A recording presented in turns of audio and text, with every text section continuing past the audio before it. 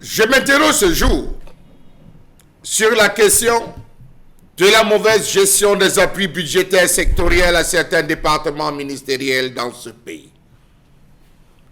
L'appui budgétaire est une modalité d'aide au développement consistant à transférer des ressources vers un pays bénéficiaire à qui il appartient de déterminer l'utilisation qui en sera faite selon ses modes de programmation et de gestion de ses finances publiques.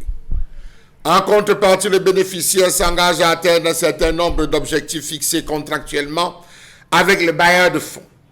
Ce mécanisme mis en œuvre depuis la fin des années 90 est utilisé aussi bien par les bailleurs multilatéraux que multilatéraux et mobilise une part croissante de leurs ressources.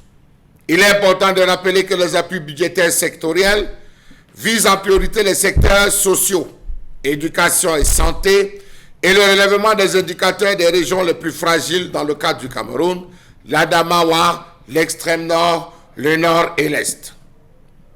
10 ans après que le Cameroun ait basculé, ou 14 ans, après que le Cameroun ait basculé vers le budget programme, dont l'un des objectifs majeurs était d'aider l'administration publique à mieux planifier et organiser ses activités, les comités de pilotage des différentes plateformes de dialogue sur les finances publiques se sont retrouvés à vouloir évaluer le système ou les axes majeurs de ces différentes initiatives.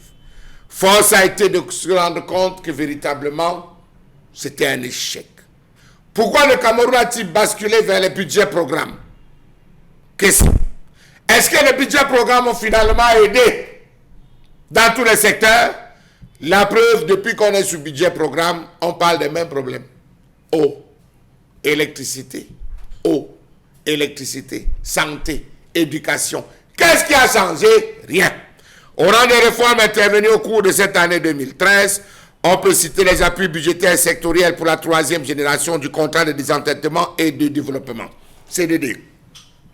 3 départements ministériels ont largement bénéficié de ces appuis, sans pour autant présenter l'ensemble des réalisations. Le ministère de la Santé, le ministère de l'Éducation de base, le MINIPAD pour l'exercice en cours 2022-2023. 14 ans après son implémentation, peut-on déclarer sans aucun risque de se tromper que la gouvernance des budgets programmes nous ont aidés à améliorer la gestion budgétaire du Cameroun, la stabilité macroéconomique, la croissance inclusive et la lutte contre la corruption et la fraude, stimuler les réformes sectorielles et renforcer la fourniture des services au niveau sectoriel, à construire l'appareil de l'État, à mieux mobiliser les ressources financières nationales et réduire la dépendance vis-à-vis de l'aide. De l'avis des experts, la réponse est tout trouvée non. Savez-vous qu'au cours de l'année 2022, par exemple, 3 départements ministériels ont décaissé environ 21,5 milliards de francs CFA. Le ministère de la Santé publique a bénéficié d'une enveloppe de 9,45 milliards de francs CFA. De 2015 à juin 2022, 524 formations sanitaires ont été accréditées et contractualisées dans 52 districts de santé sur les 57 que compte l'ensemble des 3 régions, ont-ils dit. 113 formations sanitaires dans les 15 districts de santé du Nord et 209 formations sanitaires dans 27 districts de santé sur les 32 de l'extrême Nord pour un taux d'accréditation dans l'ensemble de 60%. Ça a été dit, mais sur le terrain, ouvrez les yeux.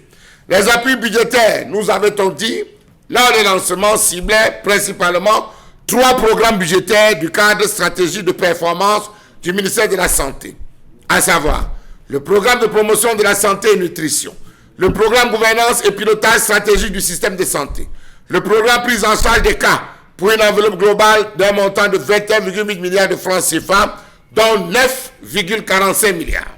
Concernant le volet santé, l'objectif était de disposer d'un minimum de 3 sages-femmes diplômées par hôpital de district et de 2 par centre de santé d'arrondissement. Faites un tour dans le Nord Macombé. Vous comprendrez entre juin 2015 et 2022 ce qui est arrivé.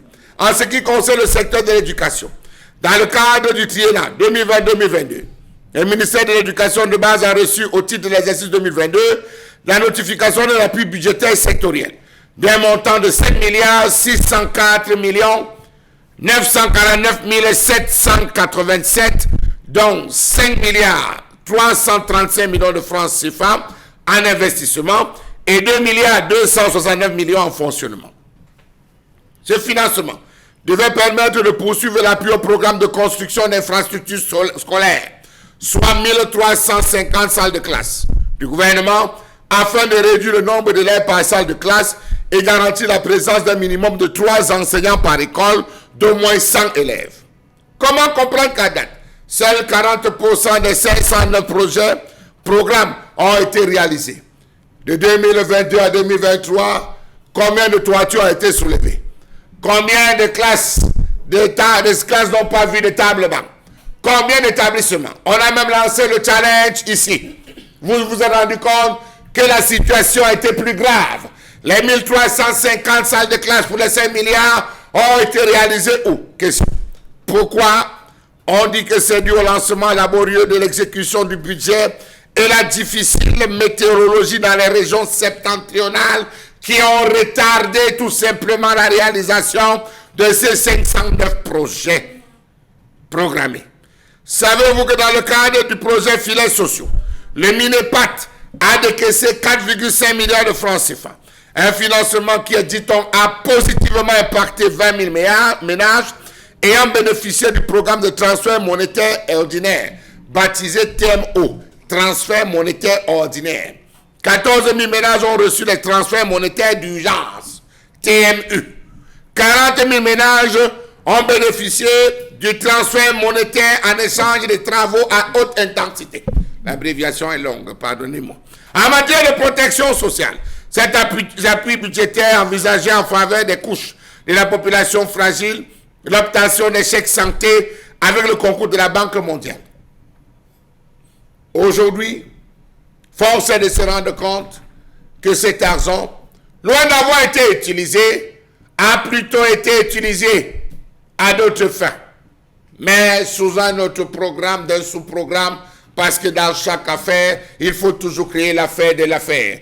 J'aimerais bien savoir, pour ceux qui comprennent cela, que signifie transfert monétaire ordinaire, transfert monétaire d'urgence et transfert monétaire en échange de travaux à haute intensité concernant les filets sociaux. Si on comprend toutes ces choses, on comprendra pourquoi les centres de santé dans la zone du Nord Macombé sont abandonnés littéralement. On comprendra pourquoi dans le secteur de l'éducation, il n'y a pratiquement rien eu et que les maîtres et les parents se plaignent toujours.